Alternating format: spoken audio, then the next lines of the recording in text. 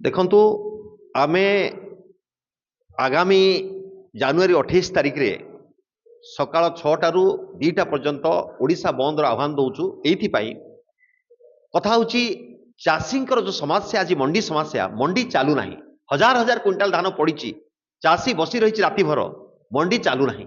जदि टोकन आसु नाही चाषी पाखु जदि टोकन आसुची अधा आसुची अधा आसुची जदि टोकन अधा आसला ताधरे 40 क्विंटाल 20 क्विंटाल 10 क्विंटाल आसुची एवं तापरे एफेकु नारे गोटे विराट नाटक चलची। सेही कथा सेही पुराना कथा 2 केजी 5 केजी 10 केजी काटिबो एफेक्यू उपरे जदि जोटा एफेक्यू फेयर एवरेज क्वालिटी जोटा साधारण मान हाराहारी मान तापरे 5 केजी 10 केजी काटिबो एवं मंत्री कहउचंती जे 150 क्विंटाल अधिक धान देई परिबो नाही। ये तमाम समस्या को नेइकरी किबळी भाबरे जो कथा आमे कहूचु प्रथम कथा चाषी बंचिले देश बंचिबो मंडी को किबळी सुचारू रूपे व्यवस्थित करा जाय परिबो नंबर 1। नंबर 2 जदि देखिबा आज प्रदूषण नारे साधारण व्यक्ति हाराहारी हजार हजार टंका फाइन दउची। गोटे साधारण व्यक्ति 10,000 टंका 50,000 टंका फाइन देला बेले आपनकर खणी कंपनी जो प्रदूषण मूल केंद्रबिंदु हाराहारी जंगल जल जमी सबु नष्ट कर चलचंती पानी सबु नष्ट कर चलचंती। जहाँ पर सुप्रीम कोर्ट कहिची खणी आदाय कर फाइन केते 3,996 कोटी टंका 42 कंपनी उपरे जलकर पड़ती 3,966 कोटी टंका।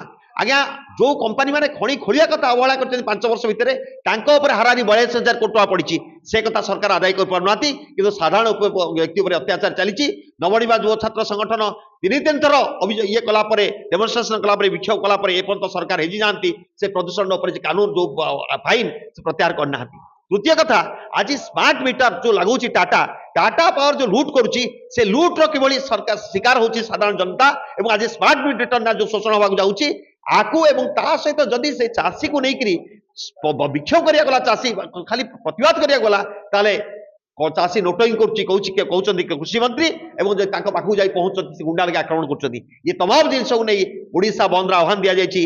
आगामी 28 तारिख जानुआरी 28 तारिख सकाळ 6टारू 2टा पर्यंत एथिरे समस्त चाषी बुद्धिजीवी छात्र युवक महिला ठारू आरंभ करी समस्त राजनीतिक पार्टी एक्टिविस्ट समस्त को निवेदन करछु एथिरे सहयोग करिवे एवं ये बंद को सफल करिवे।